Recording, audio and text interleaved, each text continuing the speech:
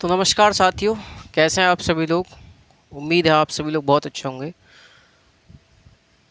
तो स्वागत है आप सभी लोगों का आपके अपने परिवार समता कोचिंग सेंटर पर।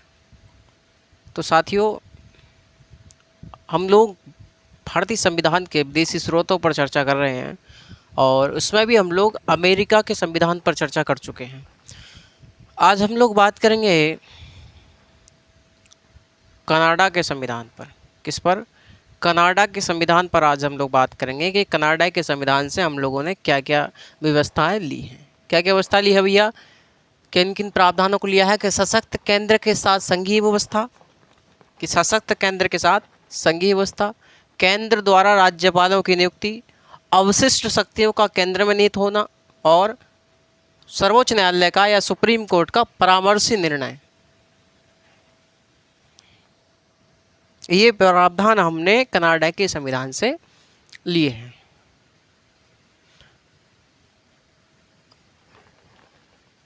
मैं आपको बता रहा था साथियों कि जिस समय मैं आपको कनाडा का संविधान पढ़ाऊंगा उस समय इस संघीय व्यवस्था को पूरी तरीक़ा से पढ़ाऊंगा। पूरी तरीक़ा से इसका एक एक पेज खोल देंगे हम लोग। कब? जब हम लोग कनाडा का संविधान पढ़ाएंगे उस समय हम लोग देखेंगे कि सर केंद्र एवं राज्यों के संबंधों के आधार पर दो प्रकार की व्यवस्था बनती है, एक संघात्मक व्यवस्था और एक एकात्मक व्यवस्था। तो आज हमें वो दोनों पढ़नी है, एक संघात्मक भी पढ़नी है और एक एकात्मक व्यवस्था भी पढ़नी है। उसके बाद हमें ये भी देखना है कि सर भारत में कौन सी है, भारत में कौन सी है, ये भी हमको देखना है।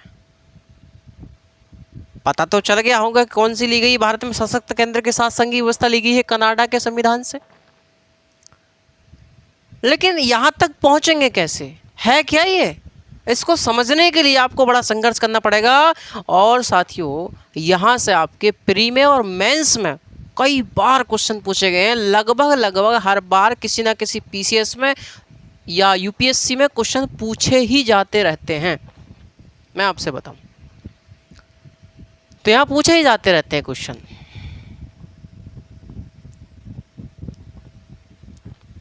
बात करें, आगे चलें भैया। अब चलिए, तो साथियों, इस संघीय व्यवस्था की नींव कहाँ से पड़ी, संघीय व्यवस्था की शुरुआत कैसे हुई, इसको हम लोग देखें शुरुआत में।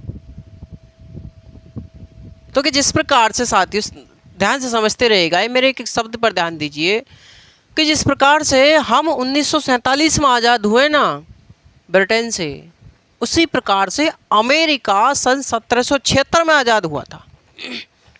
अमेरिका 1776 में आज़ाद हुआ था ब्रिटेन से। और जब अमेरिका आज़ाद हुआ था ना तो उसके 13 उपनिवेश थे, 13 प्रांत थे, 13 प्रांतों में बटा हुआ था। वो 13 प्रांतों में अमेरिका बटा हुआ था। और इन 13 प्रांतों को डर था, इन 13 प्रांतों को डर था कि कोई हम पर कब्जा ना कर ले, हमको कोई कुचल के न चला जाए। तो इन्होंने आपस में एक समझौता किया और समझौता करके बनाया एक संघ या केंद्र,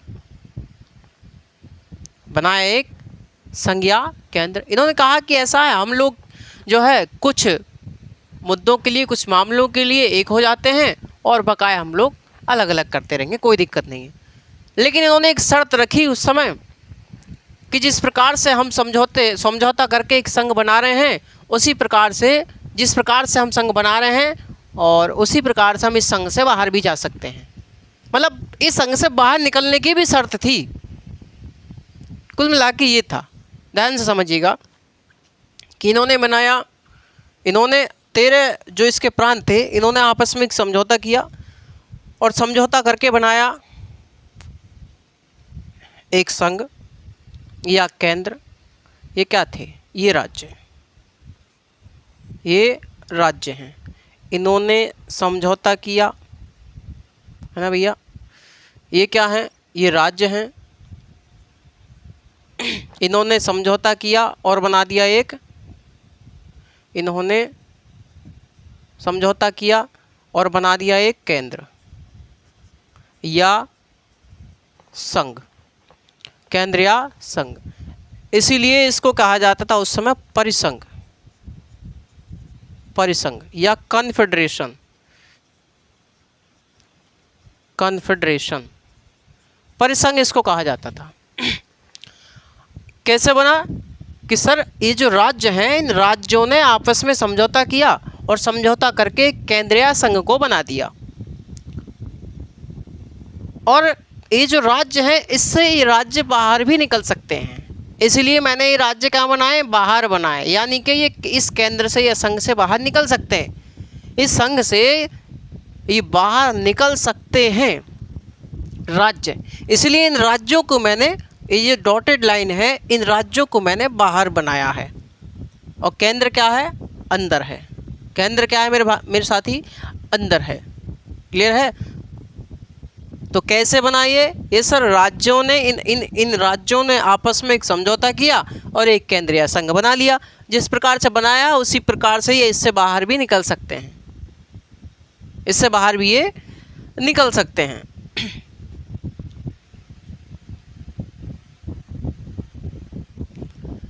ये मामला इन्होंने बनाया।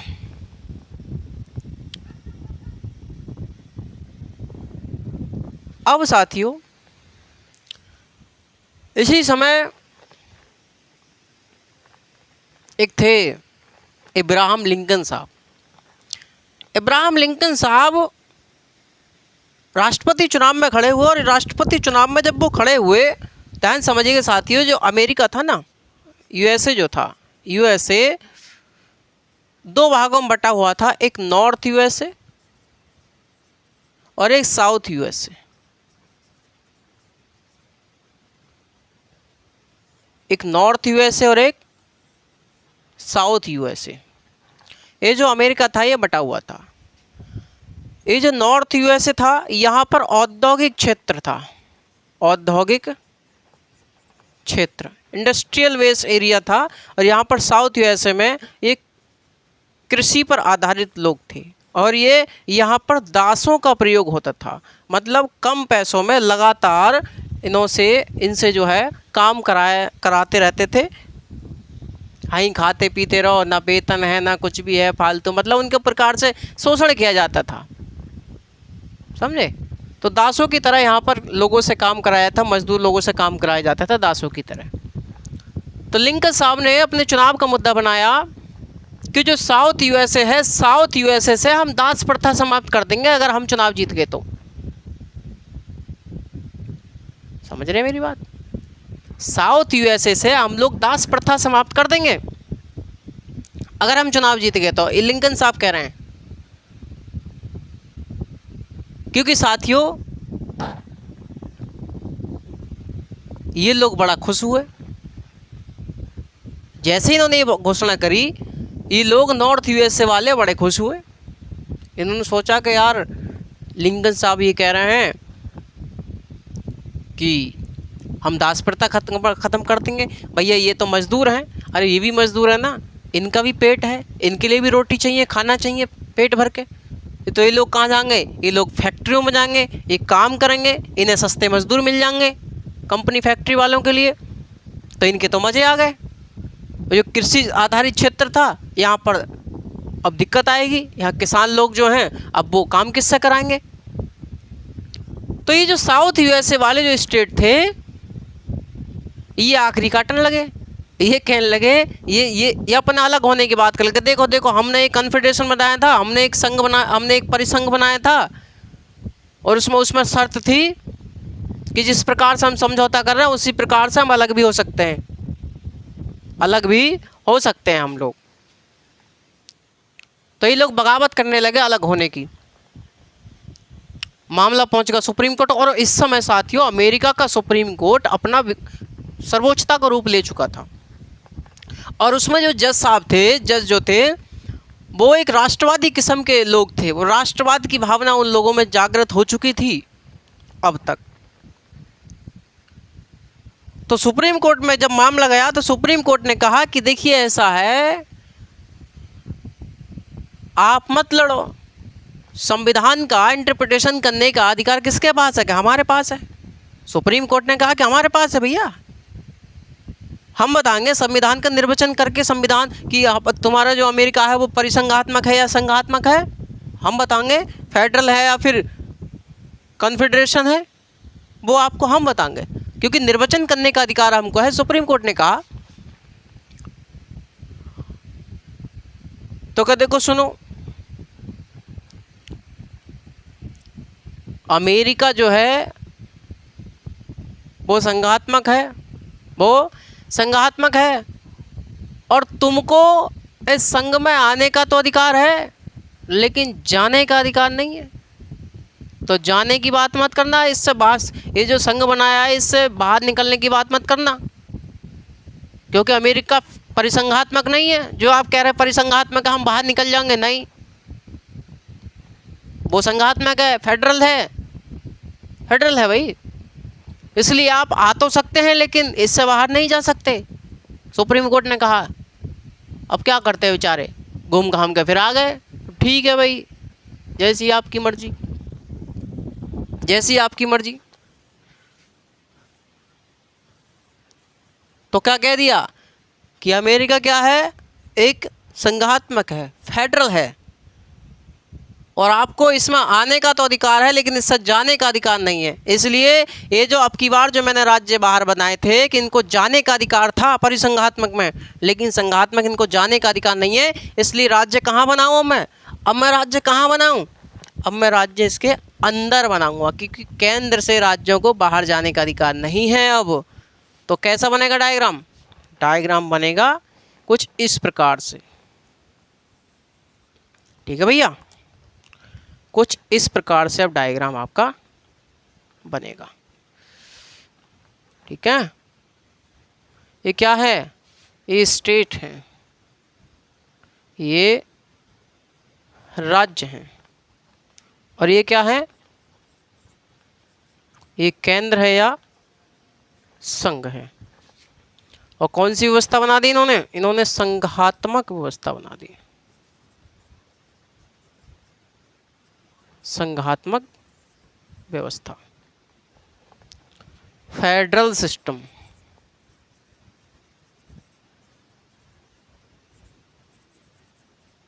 बात यहां तक समझ में आई कि साहब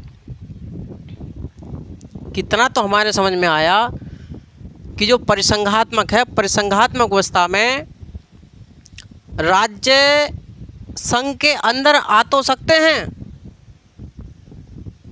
और इसमें से निकल भी सकते हैं, आएंगे भी और इसमें से बाहर भी निकल जाएंगे। जिस प्रकार से समझौता करके आ सकते हैं, संघ बना सकते हैं, उसी प्रकार से संघ से बाहर जाने का भी उनके पास अधिकार था। लेकिन जो संघात्मक व्यवस्था है, जो फेडरल सिस्टम है, उसमें राज्य संघ में आ तो सकते हैं लेकिन जा नहीं सकते। यदि एक बार आप आ गए तो आप जाने की उम्मीद मत करना। इसलिए मैंने राज्य इसमें अंदर बनाए हैं, इसलिए मैंने राज्य इसमें अंदर बनाए हैं। कॉमन बात क्या है इन दोनों में? भाई इन दोनों में कॉमन बात क्या है? क्या नज़र आ रही है आपको? कॉमन बात यह है कि सर दोनों में ही राज्यों के समझौते से संघ बनाया जा रहा है। कि सर दोनों में अंतर, कॉमन बात यह है कि दोनों में राज्यों के समझौते से केंद्र बनाया जा रहा है, और अंतर यह है कि इसमें राज्यों को संघ से बाहर जाने का अधिकार है, लेकिन इसमें राज्य संघ से बाहर नहीं जा सकते, नहीं जा सकते। तो कॉमन बात एक ही है कि दोनों में राज्यों के समझौते से केंद्र बना है। बात क्लियर है? फिलहाल में ये जो कॉन्फेडरेशन वाली, जो परिसंघात्मक वाली व्यवस्था है, ये फिलहाल में कहीं भी नहीं है, ये कहीं भी नहीं है। लेकिन ये जो फेडरल सिस्टम है, संघात्मक व्यवस्था है, संघीय व्यवस्था है, ये है, ये आपकी है। क्लियर है? चलिए, तो ये आप कहीं भी नहीं है लेकिन ये विद्यमान आपकी है। क्योंकि इसने जो इसका जो परिवर्तित रूप था यही था, मजबूत रूप है ये इसका। तो दोनों में कॉमन बात है कि राज्यों ने आपस में समझौता करके केंद्रीय संघ को बनाया है। एक में इससे बाहर जा सकते राज्य, इससे बाहर नहीं जा सकते राज्य, इसलिए इसमें गोला में अंदर राज्य बनाए हैं। समझ में आ गई आपको बात? ठीक है साहब। और एक होती है संघात्मक, देख ली, एक होती है एकात्मक व्यवस्था, एक होती है आपकी एकात्मक व्यवस्था। और एकात्मक में क्या होता है? एकात्मक में तो एक ही गोला होगा ना। अरे एकात्मक में तो एक ही गोला होगा ना। इसको ही हम लोग केंद्र बोलेंगे, इसको ही हम लोग क्या बोलेंगे? इसको ही हम लोग केंद्र बोलेंगे। ठीक है, सेंटर। ठीक है, क्या है? एकात्मक व्यवस्था, एकात्मक व्यवस्था। और यहाँ पर समस्त शक्तियाँ कहाँ होती हैं? केंद्र में निहित होती हैं। यहाँ पर केवल एक ही सरकार होती है एकात्मक व्यवस्था में, जबकि संघात्मक में हमको दो सरकार देखने को मिल सकती हैं, एक आपका केंद्र देखने को मिलेगा, दूसरा राज्य देखने को मिलेगा। लेकिन एकात्मक में आपको केवल सेंट्रल गवर्नमेंट देखने को मिलेगी, केवल इकहरी सरकार आपको देखने को मिलेगी। ठीक है भैया, तो अंतर पता चल गई? अंतर आपको पता चल गई? तो कि सर जहाँ जहाँ संघीय व्यवस्था है, संघीय व्यवस्था का मतलब है, मतलब आपको पता चलेगा कि साहब कैसे बनी, कि केंद्र और जो इन राज्यों ने क्या किया, राज्यों ने आपस में समझौता किया और समझौता करके एक संघ बनाया, और संघ बना करके इसमें आ तो सकते हैं लेकिन इससे बाहर नहीं जा सकते। ये इनकी शर्त है कि संघात्मक व्यवस्था में सभी राज्यों ने केंद्र या संघ का निर्माण किया और राज्यों को इससे बाहर जाने का अधिकार नहीं है। क्लियर है? लेकिन यहाँ पर एकात्मक व्यवस्था में समझ सकते हैं केंद्र में नहीं था, एक ही सरकार होती है। इसे भी पढ़ेंगे आज हम लोग, इसे भी पढ़ेंगे। उसके बाद हम लोग भारत पर आएंगे कि भारत में कौन सी व्यवस्था मौजूद है। ठीक है भैया, चलिए तो डाल दीजिएगा संघात्मक व्यवस्था या संघीय व्यवस्था। संघात्मक व्यवस्था या संघीय व्यवस्था।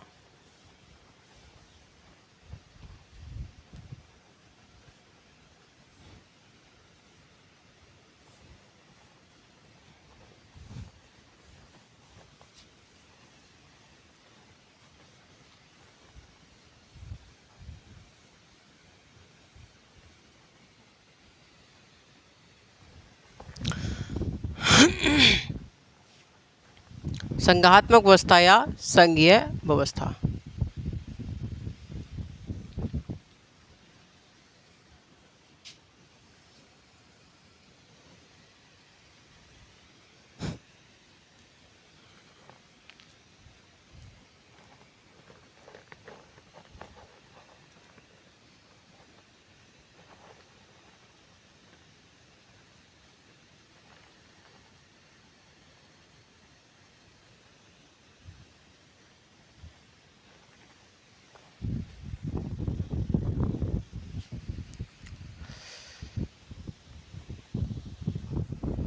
संघात्मक व्यवस्था या संघीय व्यवस्था, फेडरल सिस्टम।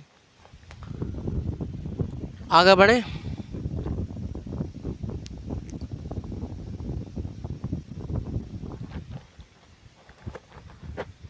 चलिए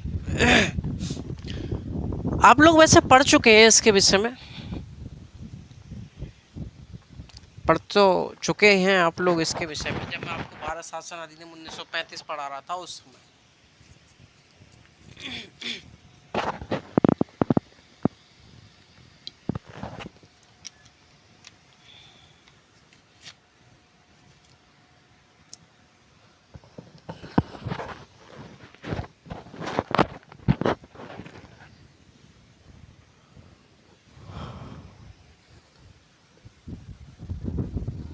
चलिए देखिए साथियों, संघात्मक व्यवस्था, संघात्मक मतलब संघात्मक या संघीय? मतलब सर जी संघीय है मतलब संघ है, संघीय मतलब संघ है। और जो संघ होता है वो संघ किसी एक बॉडी से नहीं बनता है, बल्कि सर संघ बनाने के लिए 2 या 2 से अधिक बॉडी होनी चाहिए, 2 या 2 से अधिक निकायों की आवश्यकता होती है। तो सर 2 या 2 से अधिक बॉडी या 2 या 2 से अधिक निकायों की आवश्यकता होती है हमें। तो 2 बॉडी होती है, इसमें एक केंद्र होता है, दूसरा राज्य होता है। इसमें एक केंद्र होता है कि सर दूसरा राज्य होता है। तो कि संघीय व्यवस्था में 2 या 2 से अधिक बॉडी की हमें आवश्यकता होती है, 2 या 2 से अधिक निकायों की आवश्यकता होती है। सर कौन कौन से होते हैं? कि सर एक होता है केंद्र और दूसरा होता है राज्य। कि एक बात बताइए साथियों कि जब केंद्र और राज्य 2 बॉडी हुए, जब केंद्र और राज्य 2 निकाय हैं, तो इन दोनों के बीच में, इन दोनों के मध्य में शक्ति एवं कार्यों का स्पष्ट बंटवारा होना चाहिए या नहीं होना चाहिए? आप कहोगे कि सर जी बिल्कुल होना चाहिए, अगर नहीं होगा तो मामला खराब हो जाएगा, भिड़ जाएंगे ये तो आपस में, फिर लड़ाई झगड़े होने की संभावना है। क्यों नहीं जी लाड लो? अरे संभावना है ना? अरे हाँ साहब है। तो कि सर जब संघ है तो संघ 2 बॉडी से बनता है, और जब 2 बॉडी है, एक केंद्र है दूसरा राज्य है, तो दोनों के मध्य शक्ति एवं कार्यों का स्पष्ट बंटवारा होगा। सही बात है। तो किसे कहोगे आप संघीय व्यवस्था? कि क्या आशय है आपका संघीय व्यवस्था से? कि सर केंद्र और राज्यों के मध्य शक्ति एवं कार्यों का स्पष्ट बंटवारा ही संघीय व्यवस्था कहलाता है। आप इसको परिभाषित कर सकते हैं कि सर जब केंद्र और राज्य दोनों हैं और दोनों के मध्य स्पष्ट बंटवारा होगा शक्ति एवं कार्यों का, और होना चाहिए, और इसी को हम संघीय व्यवस्था कहते हैं। कि क्या कह सकते हैं कि सर इन दोनों के मध्य में क्या होता है? शक्ति एवं कार्यों का स्पष्ट बंटवारा,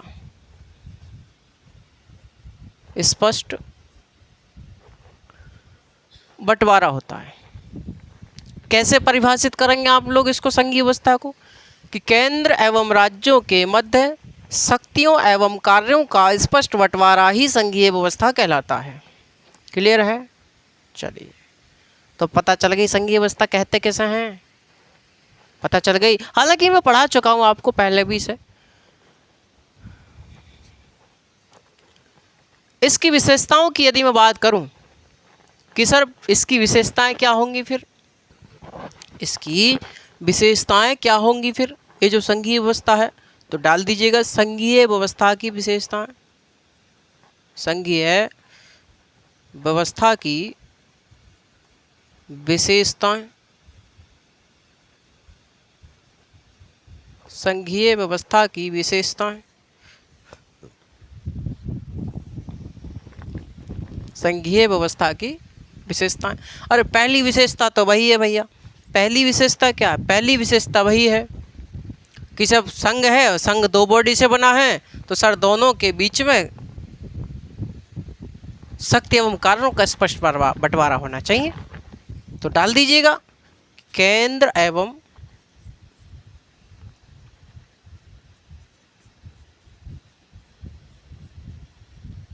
राज्यों के मध्य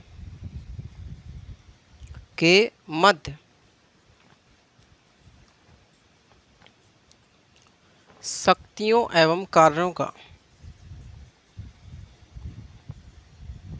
स्पष्ट बंटवारा।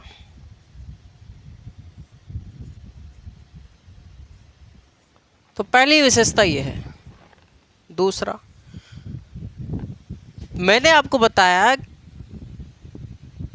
कि केंद्र और राज्यों के मध्य शक्ति एवं कार्यों का स्पष्ट बंटवारा होता है। ठीक है साहब, ये जो बंटवारा होता है ना, अब ये बंटवारा लिखित होना चाहिए या अलिखित होना चाहिए? अरे आप ही बताइए, ये बंटवारा लिखित होना चाहिए या अलिखित होना चाहिए?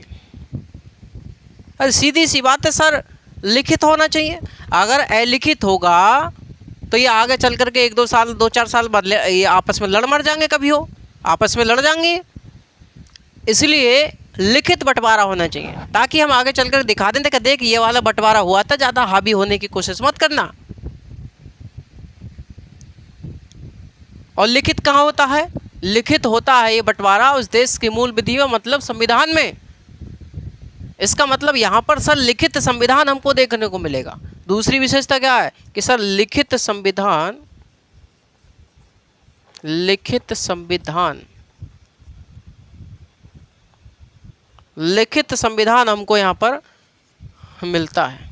एक बात बताइए, जो बंटवारा हुआ था और जिस दस्तावेज में वो बंटवारा है, जिस दस्तावेज में वो बंटवारा है, जिसे कहते हैं संविधान, ठीक है। अब ये जो संविधान है इसकी सर्वोच्चता होगी या नहीं होगी भाई? अरे जो बंटवारा है, जिस दस्तावेज में, जिस पर्चा में वो लिखा हुआ है, वो उसकी सर्वोच्चता होनी चाहिए भाई। हो सकता है 4 साल बाद केंद्र हावी हो जाए राज्यों पर, क्या हम बनाएंगे सब कानून, तुम कैसे बना लोगे? तो राज्य क्या कहेंगे कि देख लो वो समझौता जो हुआ था, जो संविधान है ना, उसे खोल करके देख लो। अरे उसे संविधान खोल करके देख लो, उसमें क्या लिखा हुआ है भाई। और उसकी बात माननी पड़ेगी। क्यों माननी पड़ेगी? क्योंकि वो सर्वोच्च है, वो सर्वोच्च है। हो सकता है कल के लिए केंद्र कहने लगे सब कुछ काम मैं करूंगा, फिर परसों को फिर राज्य कहने लगेंगे, फिर राज्य कहने लगेंगे। बात समझ में आ रही है? तो इसलिए ये जो संविधान है जिसमें इन शक्ति एवं कार्यों का स्पष्ट बंटवारा है, उसकी सर्वोच्चता होगी उस दस्तावेज की। क्लियर है भाई? तो तीसरी विशेषता क्या है कि सर संविधान की विशेषता होगी यहाँ पर, संविधान की विशेषता, संविधान की सर्वोच्चता, सॉरी, संविधान की सर्वोच्चता देखने को आपको मिलती है। संविधान की सर्वोच्चता देखने को मिलती है। ठीक है भाई? अब दोस्तों एक बात बताइए, हमने आपसे कहा कि सर लिखित संविधान है, उस संविधान की सर्वोच्चता है क्योंकि इसी में ही शक्ति एवं कार्यों का स्पष्ट बंटवारा किया गया है। अब इस संविधान में संशोधन की प्रक्रिया कैसी होनी चाहिए, आप ही बताइए कि सर इस संविधान में संशोधन की प्रक्रिया कैसी होगी? जटिल होगी या जटिल मतलब कठोर, या फिर लचीली होगी, सरल होगी? कि सर स्वाभाविक सी बात है, इस संविधान में जिसकी सर्वोच्चता है, इसमें संशोधन की जो प्रक्रिया है वो कठोर होनी चाहिए, वो जटिल होनी चाहिए। क्यों?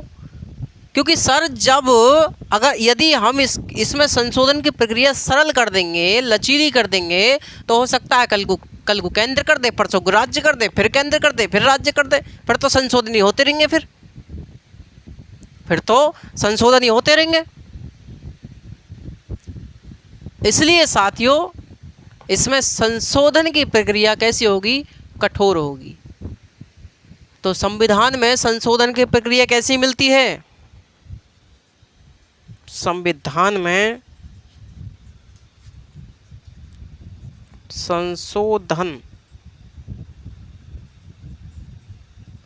कठोर प्रक्रिया, तो कैसी प्रक्रिया मिलेगी? कठोर प्रक्रिया आपको मिलेगी।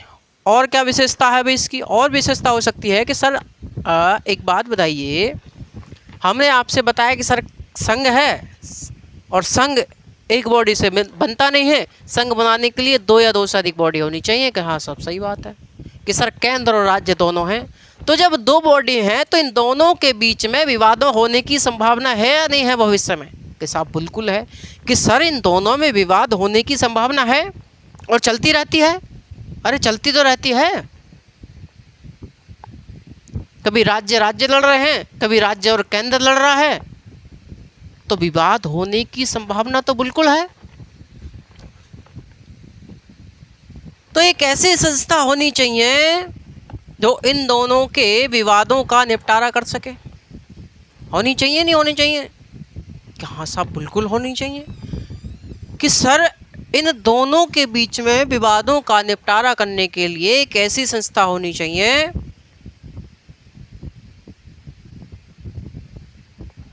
जो पूरी तरीका से स्वतंत्र रूप से निपटारा कर सके इनके विवादों का।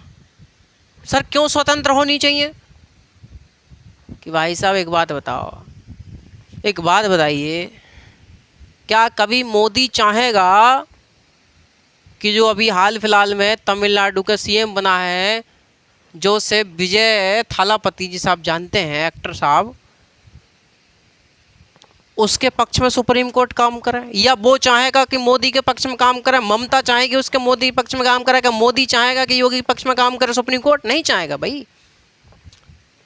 इसलिए ये सुप्रीम कोर्ट किसी के पक्ष में काम ना करे, इसलिए इसे स्वतंत्र और निष्पक्ष होना चाहिए और इन दोनों के विवादों का निपटारा स्वतंत्र रूप से होना चाहिए। इसलिए साथियों यहाँ पर हमें एक न्यायपालिका के साथ साथ स्वतंत्र न्यायपालिका देखने को मिलती है। कैसी न्यायपालिका?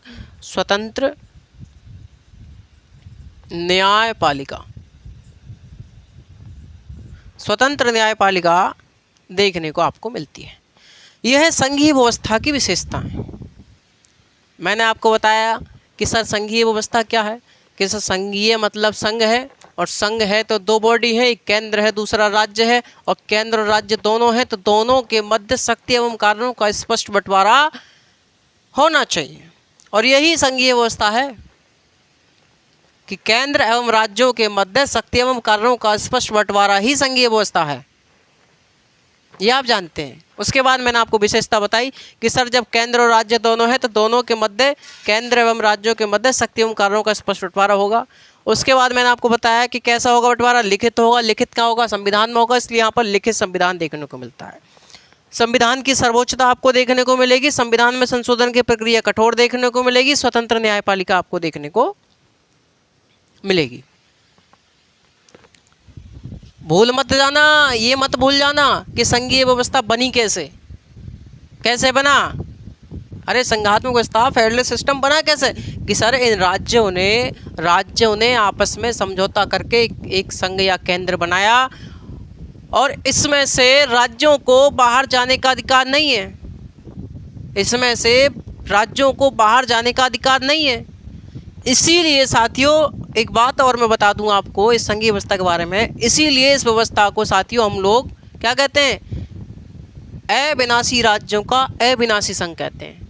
क्योंकि जब राज्य इससे बाहर गए ही नहीं, ध्यान सुनना, जब राज्य इससे बाहर गए ही नहीं तो संघ का विनाश हुआ क्या? अरे संघ का विनाश हुआ क्या? नहीं हुआ। और राज्यों का विनाश तो वैसे ही नहीं होगा, क्योंकि राज्यों के समझौते ही से ही केंद्र बना है। अरे राज्यों के समझौते से ही केंद्र बना है ना।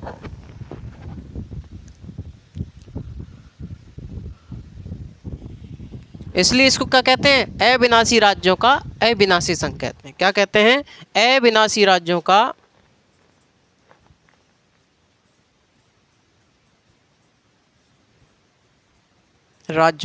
अविनाशी संघ।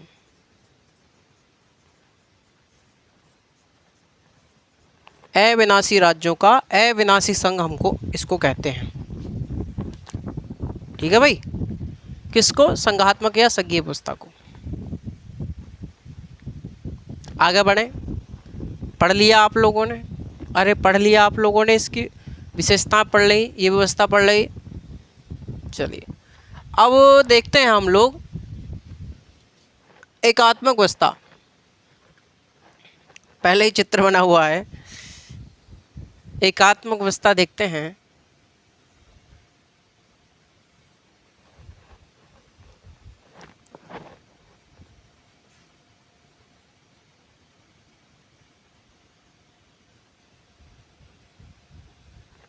एकात्मक व्यवस्था, एकात्मक व्यवस्था में भैया जहाँ समस्त शक्तियाँ केंद्र में निहित हो वह एकात्मक व्यवस्था है। एकात्मक व्यवस्था में सबकी टोटल की टोटल शक्तियाँ आपकी केंद्र में निहित होती हैं, सेंटर में निहित होती हैं। क्लियर है? इसकी विशेषताएं क्या होंगी कि सर, इसकी विशेषताएं क्या होंगी, इसकी विशेषताएं क्या होंगी? देखिए साथियों सुनिए,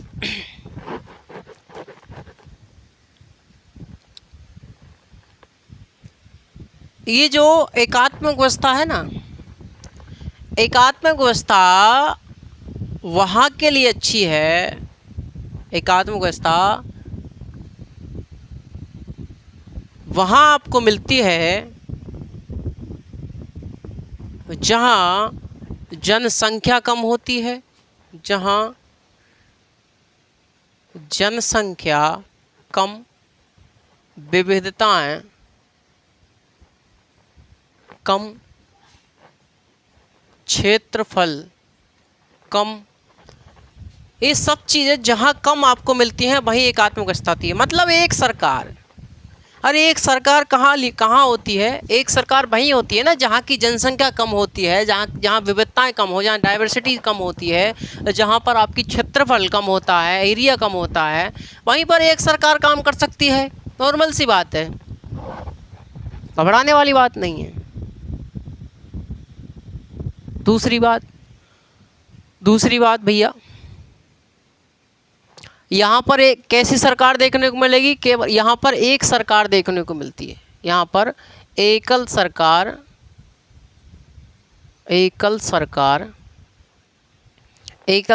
या इकहरी सरकार आपको देखने को मिलती है, जिसे हम लोग केंद्र सरकार के नाम से जानते हैं, सेंट्रल गवर्नमेंट के नाम से जानते हैं। ठीक है भैया, केवल यहाँ पर केंद्र ही आपको देखने को मिलता है।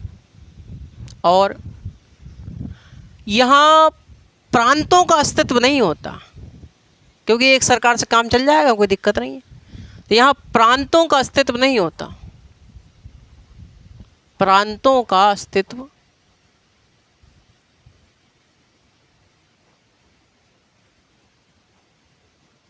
नहीं होता है, यहाँ पर प्रांतों का अस्तित्व नहीं होता।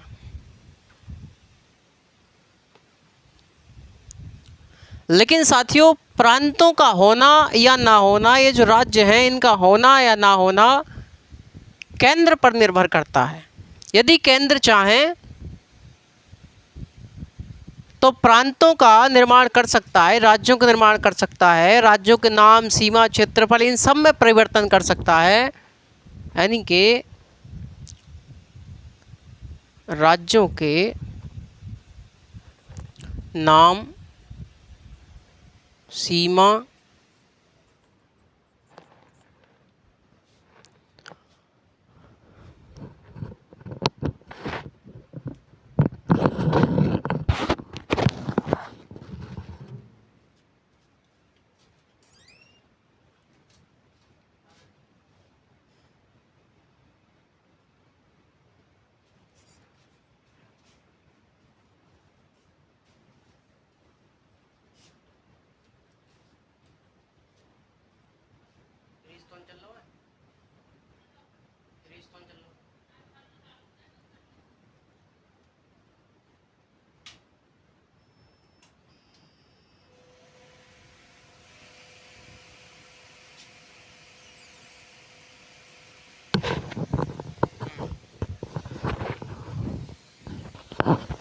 तो मैंने आपको क्या बताया? मैं आपसे कह रहा था कि राज्यों के नाम, सीमा, क्षेत्रफल, इन सब में परिवर्तन करना है। एक राज्य से दो राज्य बनाने हैं, दो राज्यों से एक राज्य बनाना है। ये सब कुछ परिवर्तन, ये सब कुछ निर्भर करता है किस पर? केंद्र पर। राज्यों के नाम, सीमा, क्षेत्र में परिवर्तन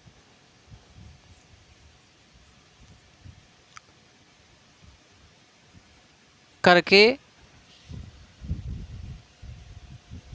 नए राज्यों का गठन व निर्माण केंद्र पर निर्भर करता है।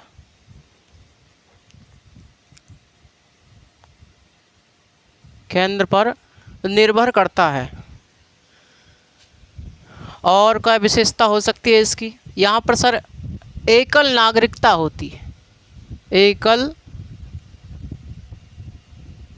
नागरिकता एकल नागरिकता होती है। और संविधान आपका लिखित और अलिखित दोनों प्रकार का हो सकता है, कोई दिक्कत वाली बात नहीं है, कोई दिक्कत वाली बात नहीं है साथियों। तो ये है आपकी एकात्मक व्यवस्था की विशेषताएं। तो कि सर हमने आपको बताया कि संघीय व्यवस्था की विशेषताएं बताई, एकात्मक व्यवस्था के बारे में आपको बताया मैंने। अब मैं आपसे पूछना चाहता हूं कि भारत में कौन सी व्यवस्था है, भारत में कौन सी व्यवस्था है? क्या भारत में संघीय व्यवस्था है? भारत में संघीय व्यवस्था है पूरी तरीक़ा से? नहीं है। ये अमेरिका में है। अमेरिका में राज्यों को इनफ पावर दी गई है, पूरी पावर दी गई है राज्यों को, क्योंकि अमेरिका जो है, अमेरिका तो भैया राज्यों के समझौते से बना है ना। अरे राज्यों के समझौते से वहाँ पर संघ बना है। क्या हमारे यहाँ राज्यों के समझौते से संघ बना है? ये बताइए, क्या भारत में भी राज्यों के समझौते से संघ बना है? तो फिर आप कैसे उम्मीद कर रहे हैं कि हम ये वाली व्यवस्था ले लेते? और हमारे यहाँ भाई साहब केंद्र और राज्य दोनों हैं, तो आप कैसे उम्मीद कर रहे हैं कि हम लोग बिल्कुल केंद्रीय व्यवस्था ले लेते, बिल्कुल एकात्मक व्यवस्था ले लेते, केवल केंद्र को ही सर्वशक्तिशाली बना देते? ऐसा है क्या? नहीं। तो क्या सर ना तो भारत में पूरी तरीक़ा से व्यवस्था ली गई है और ना ही भारत में पूरी तरीक़ा से ही व्यवस्था ली गई है एकात्मक व्यवस्था, तो फिर सर कौन सी व्यवस्था ली गई है?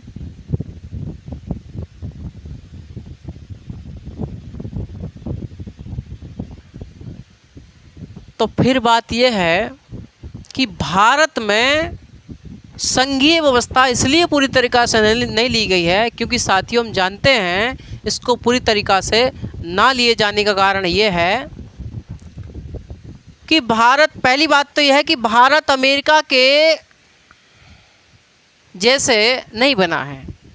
जिस प्रकार से अमेरिका राज्यों के समझौते से बना है उस प्रकार से भारत राज्यों के समझौते से नहीं बना है, क्योंकि साथियों हम जानते हैं कि भारत में 550 से ज़्यादा देसी रियासतें हुआ करती थी, प्रिंसली स्टेट।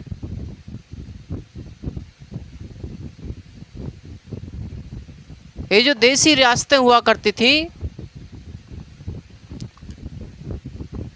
550 से ज़्यादा, और ये मिलना नहीं चाहती थी भारत में। इनको साम दाम दंड भेद की नीति से सरदार पटेल साहब द्वारा इनको भारत में अपने संग में मिलाया गया,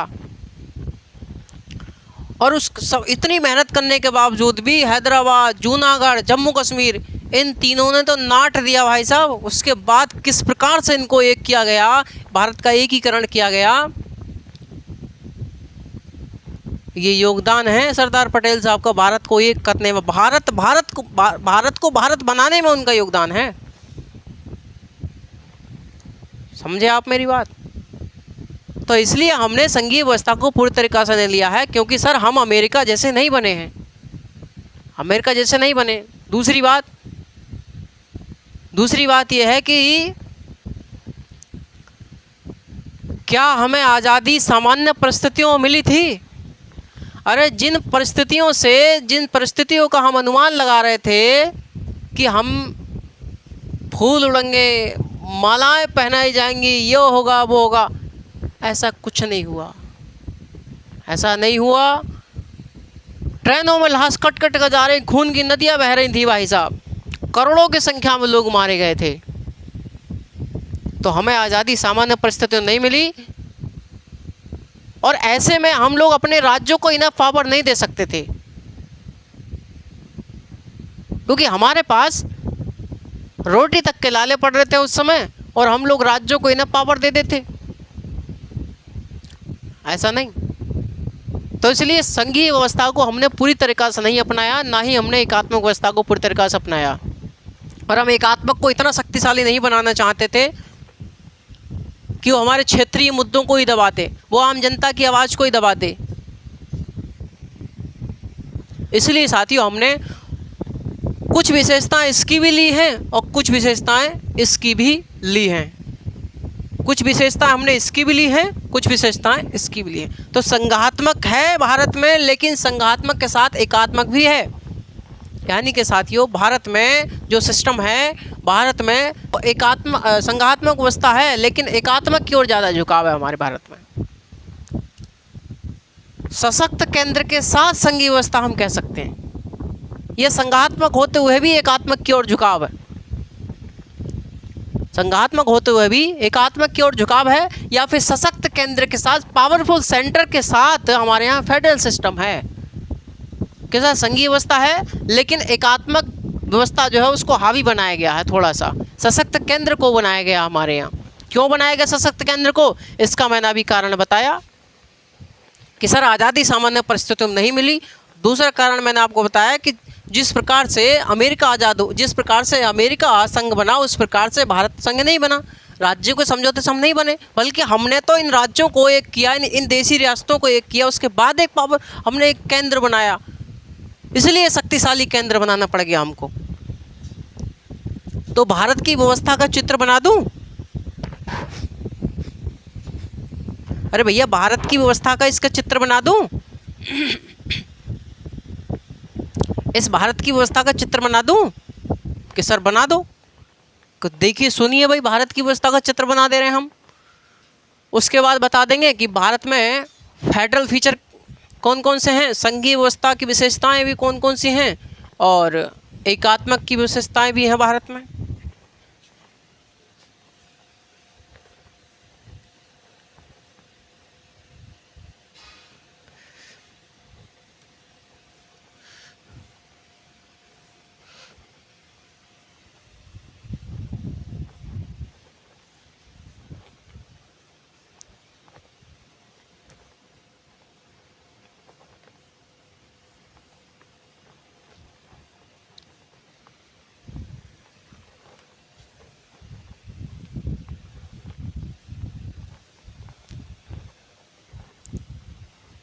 चलिए,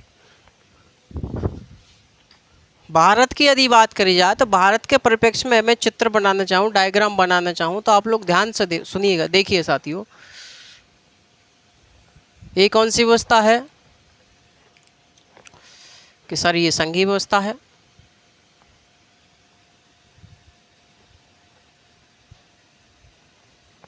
ये फेडरल सिस्टम है।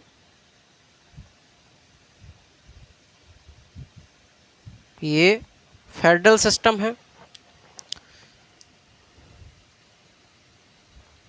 इन्होंने समझौता किया, बनाया, इन्होंने आपस में, ये क्या है, राज्य हैं, इन्होंने समझौता किया, ये क्या बन गया, एक केंद्र बन गया। ऐसा कुछ हुआ इस व्यवस्था में कि साहब बिल्कुल हुआ सर। ठीक, ऐसे हम लोग इसको देखें कि सर एकात्मक व्यवस्था में क्या बनेगा, एक ही गोला बनेगा। यहाँ पर क्या होती है, केवल केंद्र होता है, केवल केंद्र होता है, ये सेंटर होता है। यह है एकात्मक व्यवस्था, एकात्मक व्यवस्था। कि तो सर भारत में कौन सी है, भारत में भैया दोनों है। भारत में ना तो पूरी तरीक़ा से ये है, ना वो पूरी तरीक़ा से ये है, समझे। संघात्मक होते हुए भी एकात्मक की ओर झुकाव है, या सशक्त केंद्र के साथ संघीय व्यवस्था है। इसी को हम लोग क्या कहते हैं, अर्ध संघात्मक भी कह सकते हैं, क्वासी फेडरल भी कह सकते हैं। क्या है भैया, संघात्मक होते हुए एकात्मक की ओर झुकाव। क्या कह सकते हैं, संघात्मक होते हुए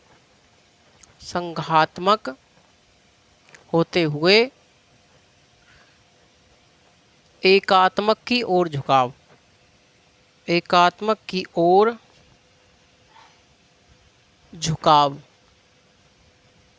ठीक है, या क्या कह सकते हैं, सशक्त केंद्र के साथ संघीय व्यवस्था है। ये क्या है, सशक्त केंद्र के साथ संघीय व्यवस्था, सशक्त केंद्र के साथ, केंद्र के साथ संघीय व्यवस्था, संघीय व्यवस्था, या इसको हम लोग अर्ध संघात्मक कहते हैं, अर्ध अर्ध संघात्मक इसको हम लोग कहते हैं, क्वासी फेडरल। तो ये है भैया भारत में संघीय व्यवस्था की कौन कौन सी विशेषता हैं, वो एक बार देख लेते हैं। उसके बाद भारत के संविधान में एकात्मक की क्या विशेषता हैं, एकात्मक के क्या क्या विशेष फीचर लिए गए हैं, क्या क्या विशेषताएं ली गई हैं।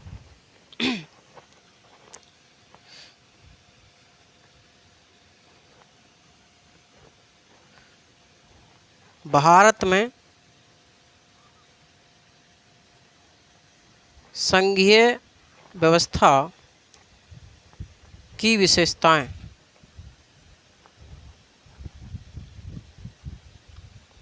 तो वही है सब जो मैंने आपको बताया था कि सर केंद्र एवं राज्यों के मध्य शक्ति एवं कार्यों का स्पष्ट बंटवारा है कि साहब है कि केंद्र एवं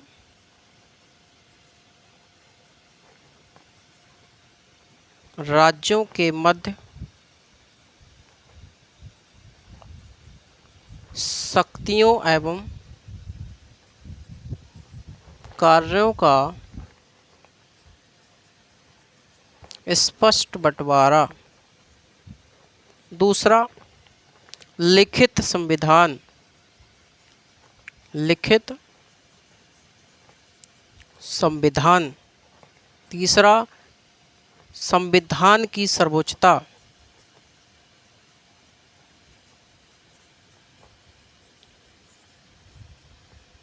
संविधान की सर्वोच्चता। नंबर 4, संविधान में संशोधन की कठोर प्रक्रिया। संविधान में संशोधन की कठोर प्रक्रिया। हालांकि साथियों अमेरिका की तरह हमारे यहाँ संविधान में कठोर प्रक्रिया नहीं है, बल्कि हमारे यहाँ कुछ अलग है। कठोरता के साथ लचीलापन का मिश्रण है, लो हम लोग डाल सकते हैं, कठोरता का मिश्रण है तो कठोर है। अगला नंबर 5, स्वतंत्र न्यायपालिका।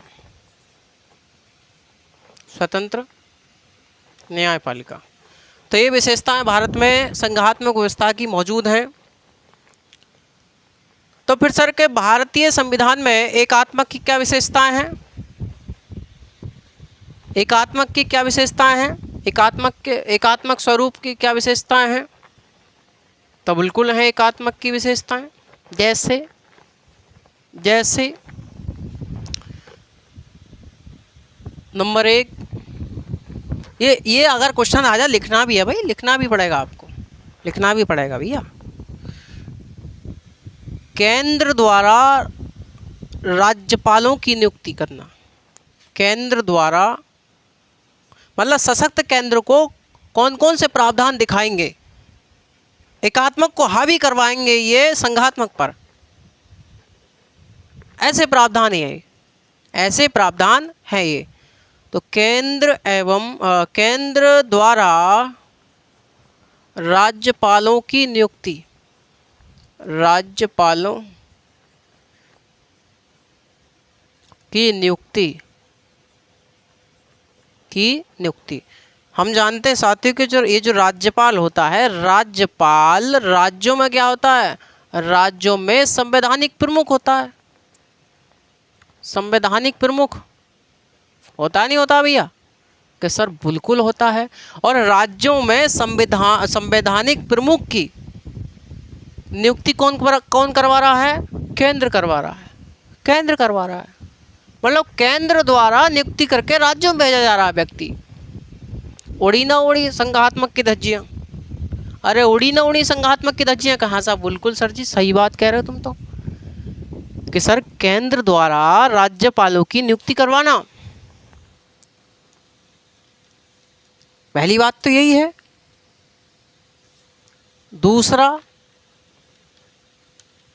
दूसरा सर जी आर्टिकल 356, आर्टिकल 356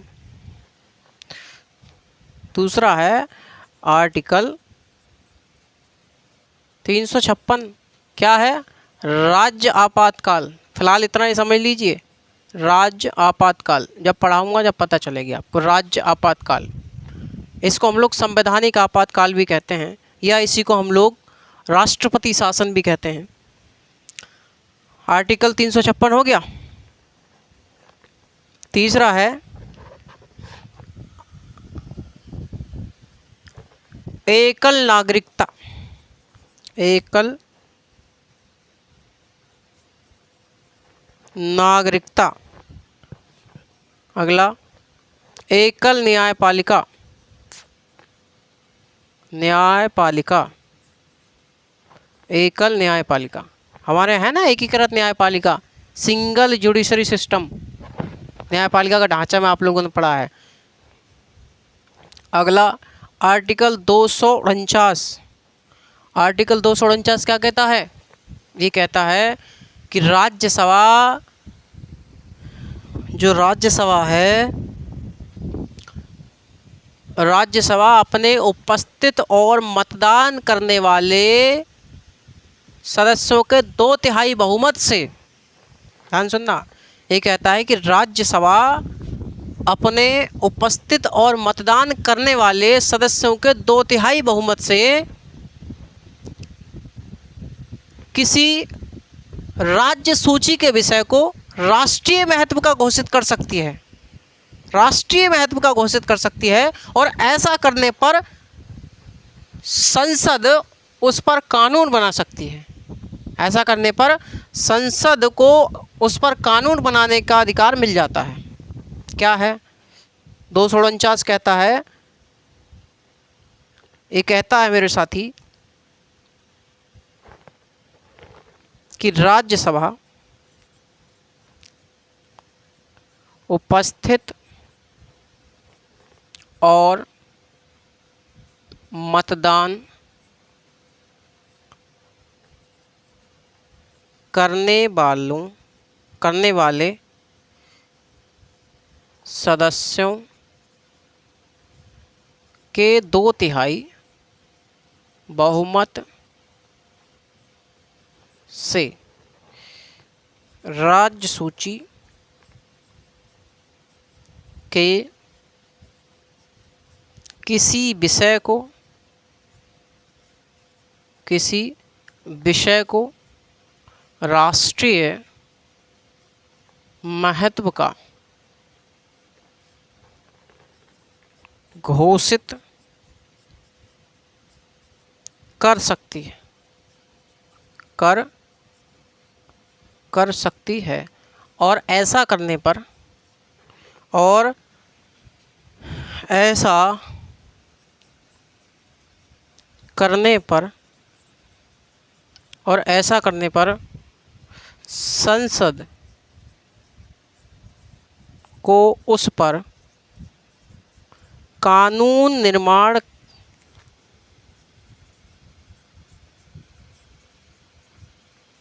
का अधिकार मिल जाता है।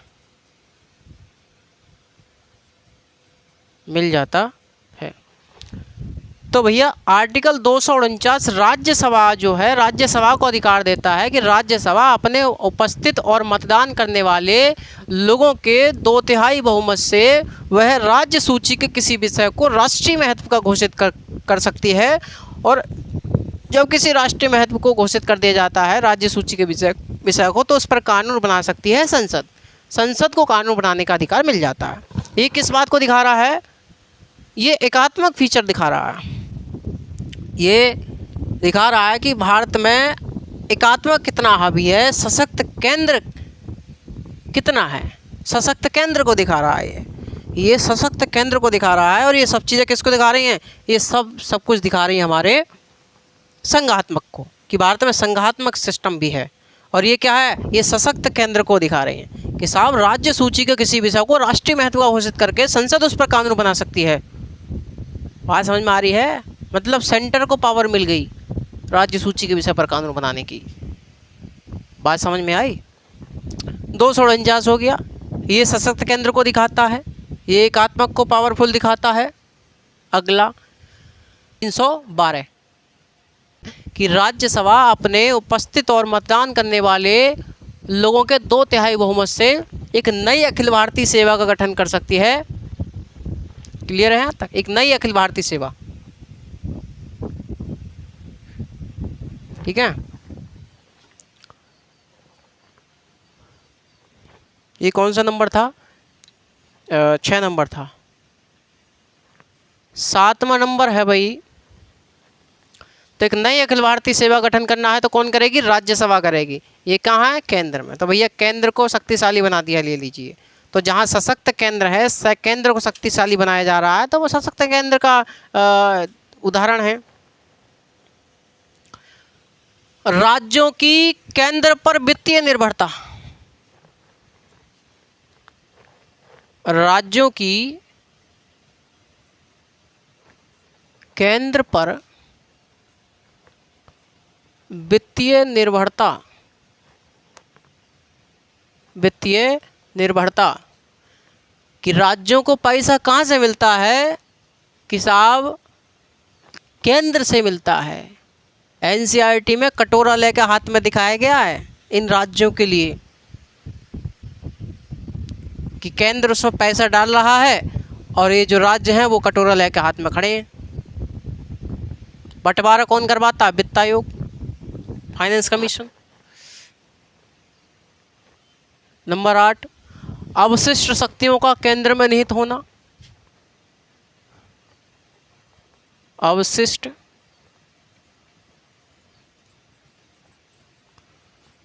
शक्तियों का केंद्र में निहित होना, केंद्र में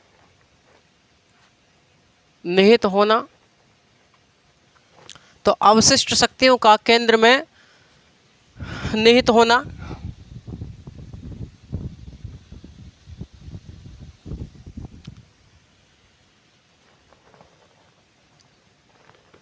आर्टिकल नंबर 3 भी है, आर्टिकल 3 है। आर्टिकल 3 जब मैं अभी आपको भाग 1 पढ़ाऊंगा तब बताऊंगा उसमें कि जो आर्टिकल 3 है, आर्टिकल 3 कहता है कि जो केंद्र है ना, जो आपका संसद है ना, संसद, वह एक राज्य से या एक राज्य या एक से अधिक राज्यों से एक नए राज्य का निर्माण कर सकते हैं। ये लोग नए राज्य का निर्माण कर सकते हैं और उसके नाम, सीमा, क्षेत्रफल आदि में परिवर्तन करना सब केंद्र पर निर्भर करता है, सब संसद पर निर्भर करता है। तो संसद कर सकती है ये काम सब। तो ये भी उसको दिखा रहा है सशक्त केंद्र को, मतलब राज्यों के नाम, सीमा, क्षेत्रफल, उनका गठन, ये मतलब दूसरे निर्माण करना तो कोई दिक्कत ना है। कौन करेगा? केंद्र करेगा, केंद्र करेगा भाई साहब। अगला, राज्यसभा में राज्यों का असमान प्रतिनिधित्व, राज्यसभा में राज्यों का असमान प्रतिनिधित्व। क्या राज्यसभा में जितनी सीटें यूपी की हैं उतनी सीटें बिहार की हैं, उतनी सीटें तमिलनाडु की हैं, उतनी केरल की हैं, उतनी अरुणाचल प्रदेश की हैं, उतनी असम की हैं? है भैया? नहीं है ना, यही है। तो सबका समान प्रतिनिधित्व नहीं है, लेकिन अमेरिका में समान प्रतिनिधित्व है। अमेरिका का जो सीनेट है, जो उसका उच्च सदन है, उसमें भाई साहब प्रत्येक राज्य से 2 सदस्य लिए जाते हैं, 2 लोग लिए जाते हैं। 50 राज्य हैं, 50 दूनी 100 लोग हो गए, तो उसके सीनेट में 100 लोग हैं। ठीक है, तो ये इसकी एकात्मक की विशेषताएं हैं हमारे संविधान की। ये संघात्मक फीचर हैं, ये एकात्मक है, और संघात्मक होते हुए भी हमारे यहाँ एकात्मक की ओर ज़्यादा बल दिया गया है। और ज़्यादा बल क्यों दिया गया है? और ज़्यादा बल इसलिए दिया गया क्योंकि हमारा एक ऐतिहासिक कारण है कि सर हम अमेरिका जैसे नहीं बने हैं। दूसरी बात, हमें आज़ादी सामान्य परिस्थितियों में नहीं मिली। ये 2 कारण हैं। समझ में आई बात कुछ? तो अब क्वेश्चन पूछेगा तो आप बता दोगे? अरे आप बता दोगे?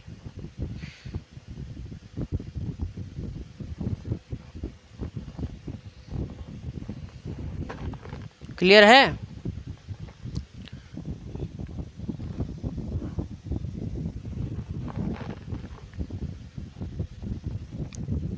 तो भैया इससे आगे मिलेंगे आपसे हम नेक्स्ट सेशन में, और नेक्स्ट सेशन में हम लोग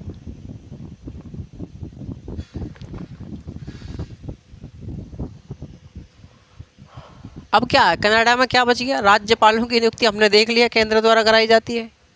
अवशिष्ट शक्तियाँ केंद्र में देते हैं, सब देख लिया। अवशिष्ट शक्तियाँ मतलब ऐसी पावर, ऐसी शक्तियाँ, ऐसे विषय जो किसी भी सूची में सम्मिलित नहीं हैं।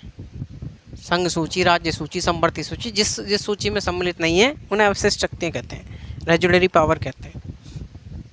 वो कहाँ है? केंद्र उन पर कानून बना सकता है। तो ये सब कुछ देख लिए, कनाडा हमारा समाप्त हुआ। तो हमने संघात्मक अवस्था देखी, संघात्मक की विशेषता देखी, और एकात्मक देखी, एकात्मक की विशेषता देखी। उसके बाद भारत की बात करी, तो भारत में संघात्मक फीचर कौन कौन से हैं, एकात्मक फीचर कौन कौन से हैं। एक बार क्वेश्चन पूछा था साथियों कि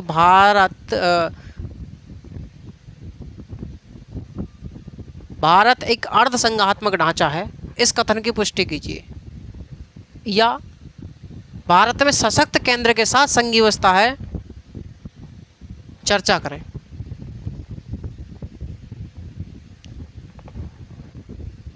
चर्चा करें।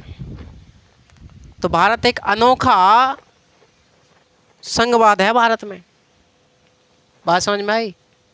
ना तो हमने पूरी तरीके से ये लिया है, ना ही ये लिया है, बल्कि हमने दोनों का मिश्रण लिया है, दोनों का मिश्रण है। तो भारत में संघात्मक के फीचर ये हैं, एकात्मक के ये हैं। ध्यान रखिएगा, चित्र ये बना कर आ जाएंगे, ठोक के काम खत्म। क्लियर है? आज के लिए बस इतना ही साथियों, क्योंकि क्लास ज़्यादा लंबी हो जाएगी, आप लोग देखोगे नहीं, दिक्कत आ जाएगी। ठीक है भैया, बस इतना ही। नमस्कार, जय हिंद।